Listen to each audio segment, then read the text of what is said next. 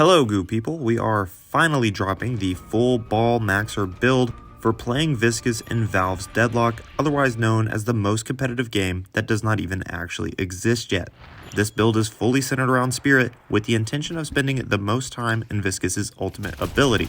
I have been running and revising this build almost daily since Viscous was released, and only now that I have put it all into script form do I realize just how much thought has gone into each and every decision. So, put any other plans you had for the next 15 minutes in a cube of green goo, and let's get into it. Starting out with a brief overview of Viscous' abilities, we have Splatter. Splatter is a gooey projectile that damages and, upon upgrading, slows opponents. It is important to note that Splatter deals spirit damage, and boy oh boy, that is a great news for this build, which simply could not be more purple. Cube is Viscous' second ability. This is essentially May's Ice Block from Overwatch, except it can be applied to one's gooey self or one's less gooey allies. I deeply appreciate Cube, if only for the simple fact that it is very powerful at base level, which allows for us to be very greedy with our AP in other areas, but I will circle back to that soon. Flubber's third ability is Puddle Punch. Press this talent to materialize a gooey fist from thin air that can contribute to some very impressive movement techniques and or deal a formidable amount of damage to an opponent while disrupting and booping any play they were hoping to execute. The most important note for Puddle Punch is that it does not deal spirit damage, but instead actually deals damage equivalent to your melee attack. This can be viewed as a con, considering this build specs so heavily into spirit, but it opens up some great opportunities that we will discuss further in the build section of this guide. Last, and the opposite of least, we have our ultimate, Goo Ball. Goo Ball is the very reason I main this character. When ult is used, Greenie blows up like that one kid from that one movie and rolls around stunning and dealing spirit damage to anyone he touches. This would be neat as a concept on his own, but once fully upgraded, Viscous is permitted to use any of his other abilities, including actives, while in ult form. This is when things go from goo to good. Good.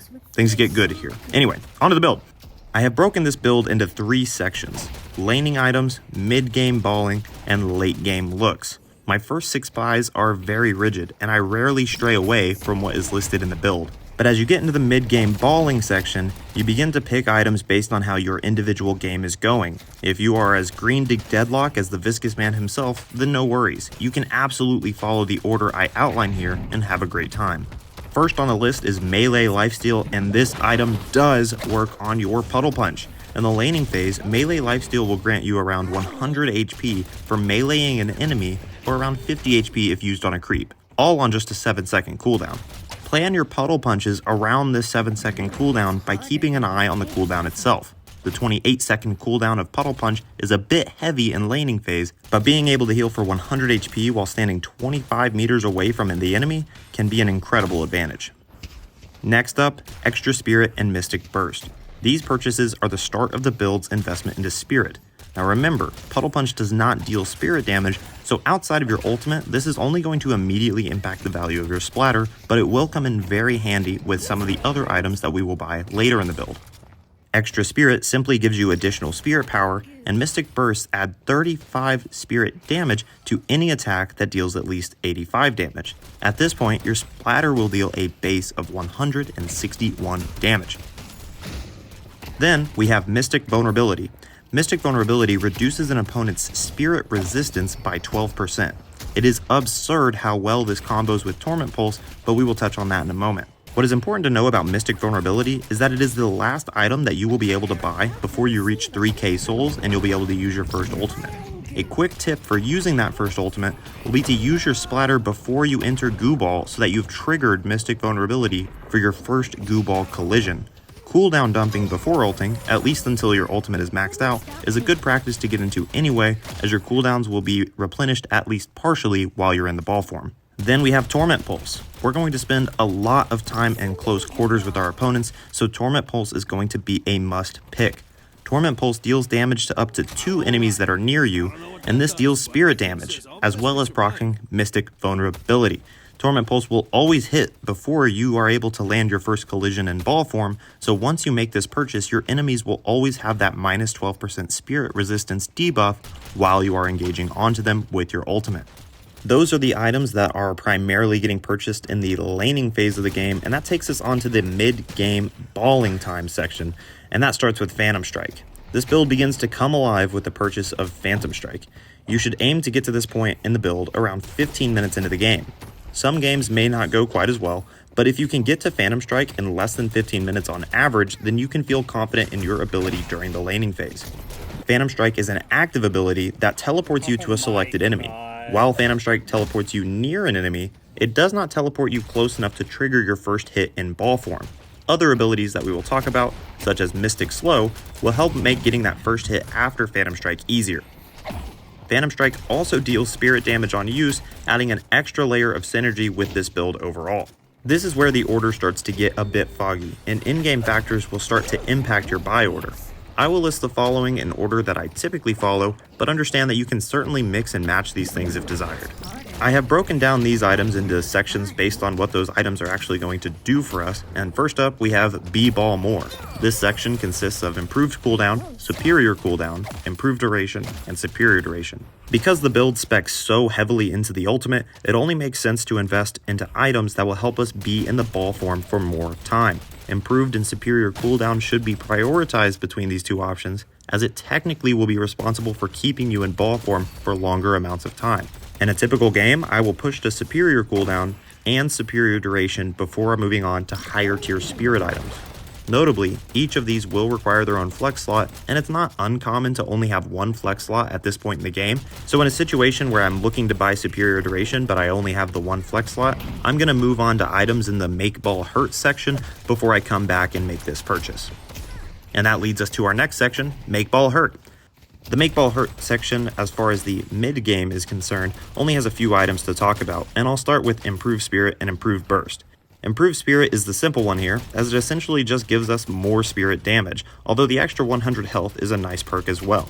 Improved Burst is a bit more complicated, as it actually deals 9% of the enemy's total health upon dealing an instance of at least 125 damage. At this point in the game, our goo ball is hitting for a base of 384 spirit damage, so this definitely applies. However, there is a 5-second period after the effects of improved bursts are applied to an enemy where they are immune to the effects of another improved burst attack. To be clear, they can still take all of the damage your ultimate does based on your spirit power, they just do not take the additional 9% of their total health until this 5-second cooldown period. With all that said, Improved Burst is going to drastically improve your damage on tankier characters who have higher total health pools. And it will still increase your overall damage output in Goo Ball quite substantially. Next up is Mystic Slow. Now Mystic Slow is almost always getting parked in my third flex slot in most of my games. It is especially useful against particularly quick opponents, such as Infernus or Haze. After buying Mystic Slow, any instance of spirit damage you deal will inflict a debuff that applies a 30% movement slow and a 40% fire rate slow for 2 seconds.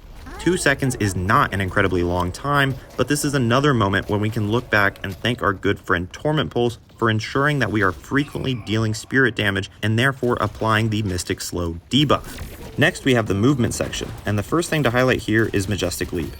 This ability just got a buff on the last Deadlock patch, and truthfully it was already very strong. Majestic Leap can be a great engagement tool for when it is time to ball, and if you're able to avoid taking damage for a moment, can be a great tool to help escape sticky situations. Majestic Leap is also fantastic at improving our farming and lane maintenance efficiency, which is a great way to spend your time in between goo balls. When it comes to Warpstone, people have been singing the praises of this ability for quite some time, and trust me, I do understand why. It can be incredibly impactful for any hero, and for Viscous, it can directly be responsible for landing additional hits in ball form. That being said, I do go plenty of games skipping over Warpstone to get to other items. I don't know, maybe I simply have not put in enough time with this ability. In any case, it would be absurd not to include it here, so feel free to pick it up while you are balling out and let me know how impactful you feel it is in your games. The next category would be Punch Ball Haters, and this includes Extra Charge and Rapid Recharge. This is definitely where your playstyle and what you enjoy doing on Viscous may come into play. Extra Charge grants you an additional charge of Puddle Punch, and Rapid Recharge is going to greatly reduce the cooldown in between uses for your charged ability. For me, I am able to do the movements and cause the disruption I want simply using the 2 charges that come with an upgraded Puddle Punch. But if you really enjoy punching the opposition, then these may be auto picks for you. Unfortunately, grabbing these will take a flex slot. My suggestion for anyone that really likes the idea of running rapid recharge in the build would probably be to skip over either Superior Duration or Mystic Slow, and then come back to them once you have more flex slots later in the game. Taking a glance at Vitality, we have the Keep Ball Alive section of the build.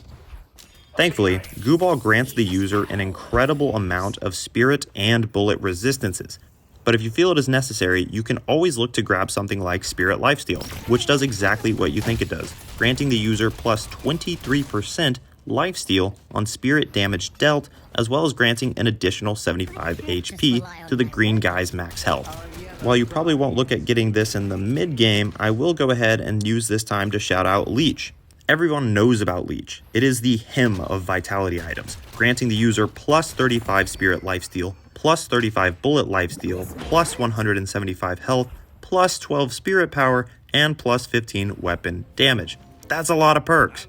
While I am not picking up Spirit Lifesteal and Leech on a regular basis in each one of my games, I can definitely imagine some ball players would like to lean into the tankiness that is already very high in the Goo Ball form. That essentially wraps up the mid-game section. Again, while this is a full ball maxer guide, there are still multiple different styles and strengths that you can choose to lean into as you pick up your items. If this build has not been expensive enough, then this section will definitely push it over the top. Continuing on from the previously mentioned Make Ball Hurt selection of items, your late game options are Boundless Spirit and Escalating Exposure. Boundless Spirit is very simple in nature. It gives us a variety of perks, but most notably grants us a whopping 60 spirit power. If you weren't doing enough damage before, it is hard to imagine that you won't be doing so now. Escalating Exposure is a bit more complex, as it applies a stacking spirit amp to enemies that you deal spirit damage to. This will ultimately lead to them taking more and more damage from subsequent hits, which is of course exactly what we do while pushing in ball form.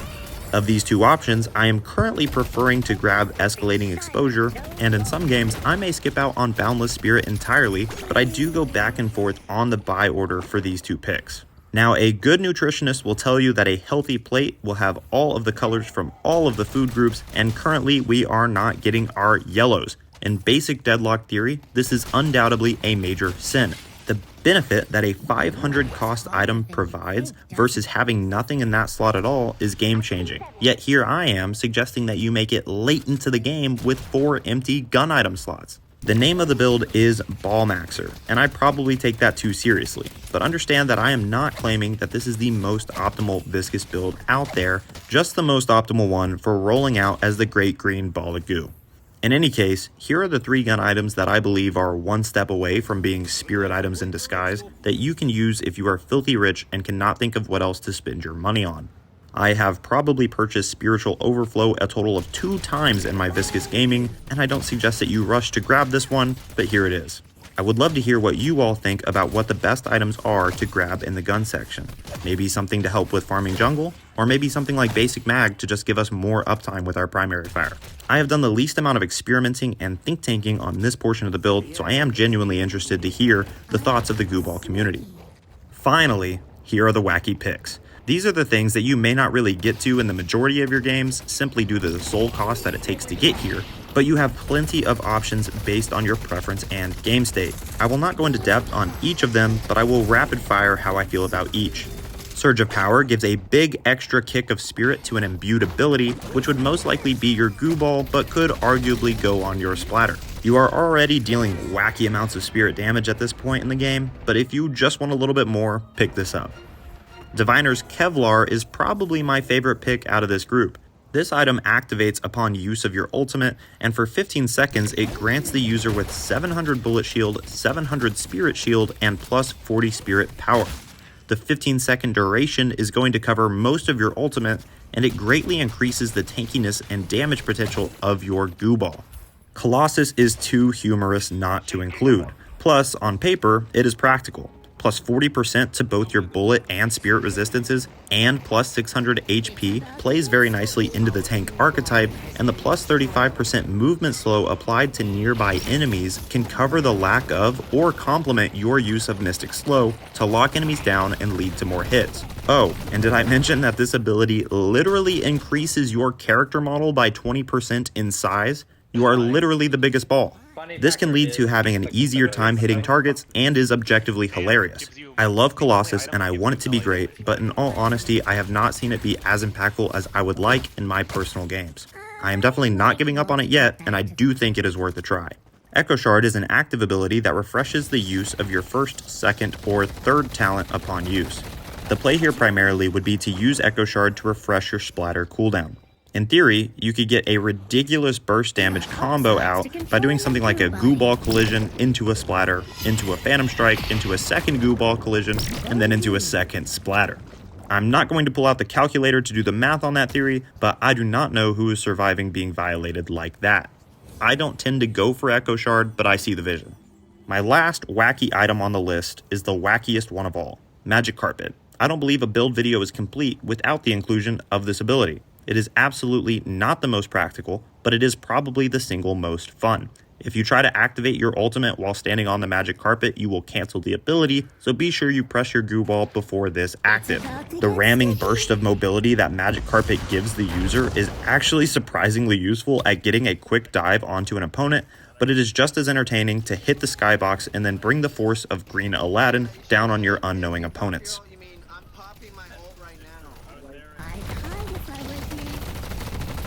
Outside of the build, I'd like to take a moment to look at our ability upgrade order. As the name of the build would imply, our first priority is to max out our ball form, or our 4. Once fully upgraded, we will be able to use our other abilities while ulting, which is critical for getting the full value out of the build. While clunky, one method is to hold all of your AP until your ultimate is unlocked and then instantly boosting it up to upgrade level 2. This will limit your power level before you get your ultimate, but by the time you reach 3k souls and unlock your ultimate, you will have bought these items, and with 2 levels of upgrades, your ultimate will last for 15 seconds and deal an incredible 327 spirit damage on each hit. Throw a splatter down before you pop into ball, and then land a couple of hits while in your ult, and quickly deal nearly 800 burst damage onto an opponent with your first ultimate use. This can be a massive swing during your laning phase. The other option would be to put 1 AP on your Puddle Punch before unlocking your ultimate. Your first ultimate will do less damage unless you can secure that 4th AP before using it, but gaining an extra Puddle Punch during the laning can be a great assistance considering the various movement options it creates, and because it once again allows us to get the full value out of melee lifesteal even at a distance. Regardless of your order preference, your first 9 AP should get you to this point. Now, in case you have not picked up on it at this point, this build does an incredible amount of spirit damage, and that is going to translate to making our splatter incredibly powerful, so it's time to max it out. While our spirit power does not assist our Puddle Punch in doing more damage, it is a great tool for our movement and for displacing enemies, so we're going to max that out next. And lastly, we will max out our cube. The best thing we get out of a fully upgraded cube would be the minus 22 second cooldown duration that comes at level 2. But honestly, the base level of cube does its job and does it well for our purposes, so it does not feel too bad to enter the late game with this ability at base level. And that essentially wraps up my guide for the Viscous Ball Maxer build. You can find the full build public on Deadlock under 22's #1 Ball Maxer. If you enjoyed this video, I would appreciate you subscribing, and if I have the brain capacity to remember to do so, you should see 2 videos on screen that you can check out next. One is a montage of some of my best plays maxing ball and Deadlock, and the other is my buddy Andrew taking over lobbies as Lash. Thank you guys for watching, and I look forward to continuing the conversation in the comments below.